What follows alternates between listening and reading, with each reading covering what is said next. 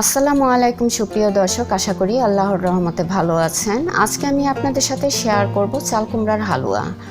বাজারে এখন পাকা চাল কুমড়া পাওয়া যাচ্ছে। আপনারা চাইলে চাল কুমড়া দিয়ে মজার মজার ডেজার্ট এখনই তৈরি করে নিতে পারেন। আশা করছি আজকের রেসিপিটি আপনাদের ভালো লাগবে। তাহলে চলুন শুরু করা যাক। চাল কুমড়ার হালুয়ার জন্য আমি একটি পাকা চাল কুমড়া নিয়েছি। পাকা চাল কুমড়া চেনার উপায় হলো চাল কুমড়ার উপরের অংশে সাদা পাউডারের মতো থাকবে, আর যখন কেটে নেবেন তখন এর বিচিটা দেখবেন গোল্ডেন কালার। এখন আমি চাল কুমড়ার খোসা ছাড়িয়ে একটু বড় টুকরা করে কেটে নিচ্ছি। বড় টুকরা করে কেটে নিয়েছি। এখন মাঝখানের যে নরম অংশটা আছে সেই নরম অংশটা কেটে ফেলে দিচ্ছি। এই নরম অংশটা কেটে নিতে হবে, তাহলে গ্রেট করতে সুবিধা হবে আর বিচিও থাকবে না। সবগুলো টুকরার নরম অংশ কেটে নিয়েছি। এখন একটি গ্রেটার দিয়ে গ্রেট করে নিচ্ছি। চেষ্টা করবেন চাল কুমড়ার টুকরাগুলো বড় করে নিতে, এতে করে গ্রেট করতে সুবিধা হবে।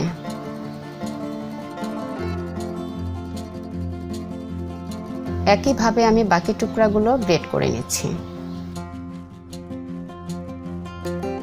গ্রেট করা হয়ে গিয়েছে। এখন একটি বাটিতে পর্যাপ্ত পরিমাণ পানি নিয়ে আমি গ্রেট করা চাল কুমড়াগুলো পানি বদলিয়ে বদলিয়ে 3 থেকে 4 বার ধুয়ে নিচ্ছি।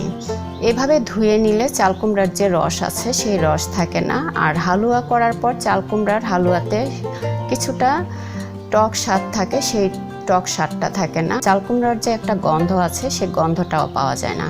এজন্য চেষ্টা করবেন পানি বদলিয়ে বদলিয়ে এরকম 3 থেকে 4 বার ধুয়ে নিতে। চুলায় একটি হাঁড়ি বসিয়ে চুলার ফ্লেম মিডিয়াম এবং লো ফ্লেমে রেখেছি।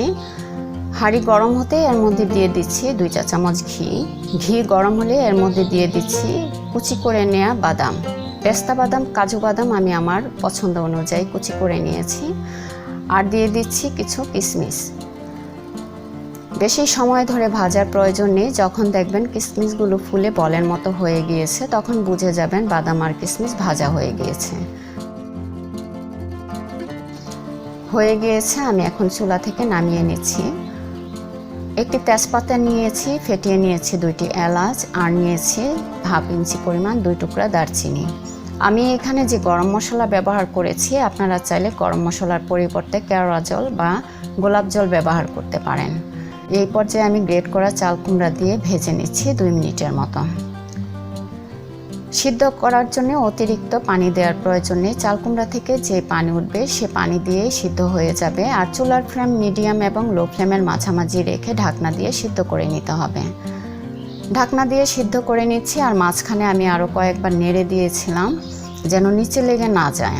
নিচে লেগে গেলে এর কালারটা এরকম সাদা হবে না, লালচে হয়ে যাবে। খেয়াল রাখতে হবে সেদিকে, আর এজন্যই একটু পরপর নেড়ে দিতে হবে।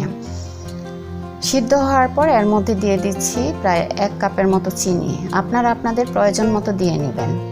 চিনি গলে শিরার মতো হয়ে যাবে। এই পর্যায়ে রান্না করে নিতে হবে আরও কিছুক্ষণ, যতক্ষণ পর্যন্ত চিনি হালুয়ার সাথে মিশে আঠালো ভাব না হয়ে আসে। দিয়ে দিচ্ছি সামান্য পরিমাণ লবণ। আমি যে কোনো ডেজার্টে সামান্য পরিমাণ লবণ ব্যবহার করে থাকি, এতে করে ডেজার্টের স্বাদটা পারফেক্ট হয়। আপনারা যদি লবণ পছন্দ না করেন সেক্ষেত্রে স্কিপ করতে পারেন।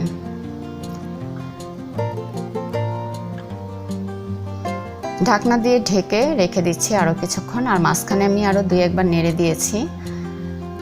ভিউয়ার্স, দেখতেই পাচ্ছেন চিনি শিরা হালুয়ার সাথে মিশে একদম হালুয়া আঠালো হয়ে গিয়েছে। এই পর্যায়ে আমি যে গরম মশলাগুলো ব্যবহার করেছি সেই গরম মশলাগুলো তুলে নিচ্ছি। এই গরম মশলা থেকে যতটুকু অ্যারোমা বের হয়ে গিয়েছে, এখন এই গরম মশলাগুলো তুলে নিলেও কোনো সমস্যা নেই, আর আপনারা চাইলে রেখে দিতে পারেন। হালুয়া হয়ে গিয়েছে। সবশেষে দিয়ে দিচ্ছি 3 চা চামচ ঘি। সবশেষে ঘি ব্যবহার করার চেষ্টা করবেন, এতে করে ঘিয়ের যে অ্যারোমা আছে সেই অ্যারোমা পাওয়া যায় আর খেতেও খুব ভালো লাগে।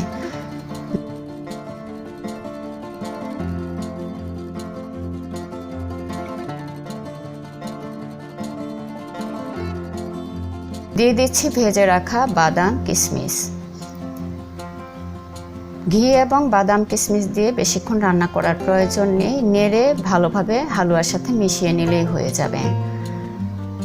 হাঁড়ির গায়ে আর লেগে যাচ্ছে না, উঠে আসছে, দেখতেই পাচ্ছেন হালুয়া হয়ে গিয়েছে। এ পর্যায়ে চুলাটা অফ করে দিয়ে একটি সার্ভিং ডিশে তুলে নিচ্ছি।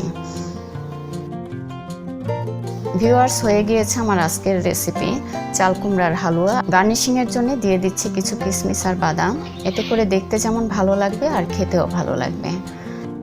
আশা করছি আজকের রেসিপিটি আপনাদের ভালো লেগেছে। ভালো লাগলে প্লিজ ফ্রেন্ডস অ্যান্ড ফ্যামিলির সাথে শেয়ার করতে ভুলবেন না। একটি ফিডব্যাক দিয়ে জানাবেন কেমন হয়েছে আজকের এই রেসিপিটি। এতক্ষণ আমার পাশে থেকে পুরো রেসিপিটি দেখার জন্য অসংখ্য ধন্যবাদ। ভালো থাকবেন, দোয়া রইল। আসসালামু আলাইকুম।